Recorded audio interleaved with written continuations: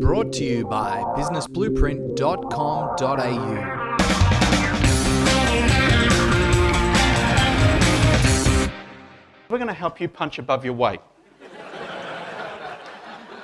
We're going to help you punch above your weight. Now, obviously, this isn't, and we're advertising people, so there's obviously got a bit of a disclaimer. Results may vary. I'm not promising Padma, but we'll do our best for you. But that's what we're going to be talking about today. So we'll kick off by talking about segment identity. What's the segment that you're actually playing in? And it might seem like a really obvious question, but a lot of people really don't give it a lot of consideration, really don't think it all the way through. Here's why it matters. Identity drives all human behaviour. All human behaviour is driven by identity. Let me give you a little bit of a history of behavioural science. Basically, it all kicked off in the 1600s with Blaise Pascal and decision theory.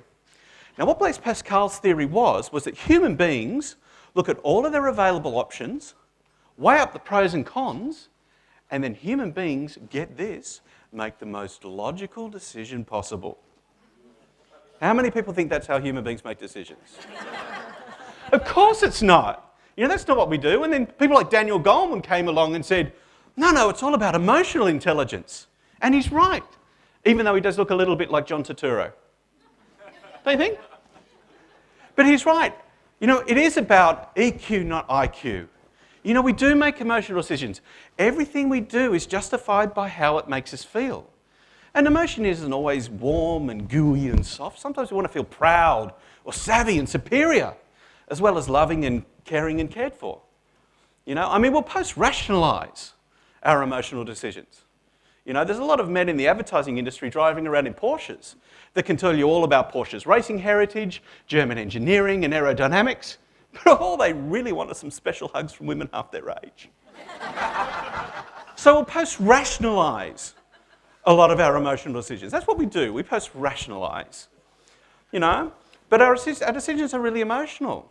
And then people decided, well, hang on, what's the most important emotion that we can have? What's the most important question we can ask if we want to motivate people to change, if we want to motivate people to buy, if we want to motivate people to buy into our brand? And people like Simon Sinek came out and said, well, it's all about why. Why drives how, which determines what. And he's right. Viktor Frankl said exactly the same thing after World War II in Man's Search for Meaning. With a big enough why, you can achieve any what. We've heard that before. And they're right. The problem is, why is often temporary. It can often only generate temporary change. Now, anyone who's ever been on a diet knows exactly what I'm talking about. You know what? If you've got a big enough why, maybe a school reunion or a wedding or a hot date coming up, you can lose the weight. You eat nothing but lettuce, you get on the treadmill, and all of a sudden you look fabulous. And you're feeling good, right? But then the why goes by. 3 months goes by, and all of a sudden you're back sitting on the sofa in your tracksuit pants, watching Oprah and eating chicken out of a bucket. Because at some point you realise you actually are the fat one off the Gruen transfer. What you actually realise is that you need to be congruent with your identity. And unless you create a new identity that changes the way you see yourself, you don't actually change.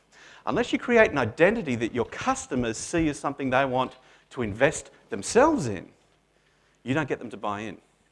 So that's critically important to understand. That's actually how human beings make decisions. It's why it's easier to stick to a vegetarian diet if you're a vegetarian versus someone who's on a meat-restricted diet. Because if I'm on a meat-restricted diet, I'm actually limiting myself. If I'm a vegetarian, I'm being myself. It's much easier to maintain, right? Because the identity drives everything we do. When you look at suicide bombers, that's not a rational decision. That's not even an emotional decision or a decision about a belief.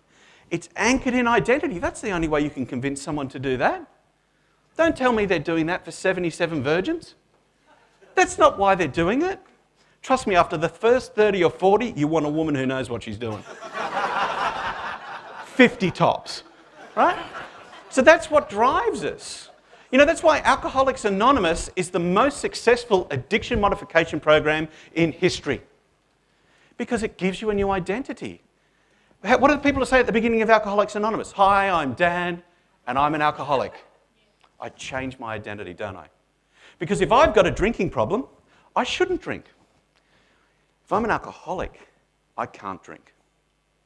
It's a far greater level of engagement, a far greater level of identity and buy-in. And that's what we're looking to create for you guys today, is that level of engagement, that level of identification with your brands, you know, with your products, with your services. That's what we're really looking to do. You know, it's what drives culture. You know, it's just an identity. You know, we're all about to watch the Olympics and cheer for a bunch of strangers we've probably never met because we've all got, you know, the same identity. I mean, how many people here are actually in Australia but were born somewhere else? Keep your hand up if you consider yourself to be an Australian. Are there any Kiwis in the room?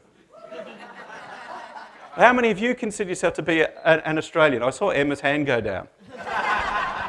Now, here's the reason why it's hard. It's actually easier for someone who's not a Kiwi to consider themselves an Australian when they come to Australia. Here's why. Part of the definition, part of the identity of being a New Zealander is being not Australian. Now that sounds funny, but think about it. We're in the same part of the world, we've got virtually the same accent, our flags even look almost identical.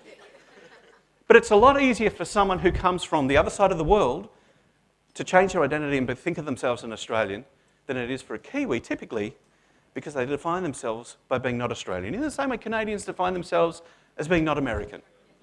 You know? It's actually critical to their identity. It's actually anchored in part of their behaviour. So that's how powerful identity is. It has people act irrationally. It has people be loyal beyond reason. That's what we're looking to create. Because that's what reduces competition as well. And the interesting thing is, people buy themselves. People buy their own identity. You know, they don't buy products and services. They buy something that makes me more me. We see this all the time.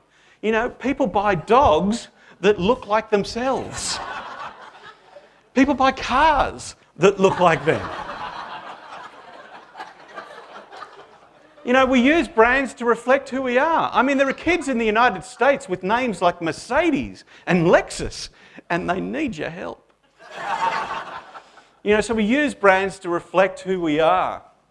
You know, if you're a Mac user, you don't say, I use Macintosh hardware, or I bought a Macintosh computer. What do you say?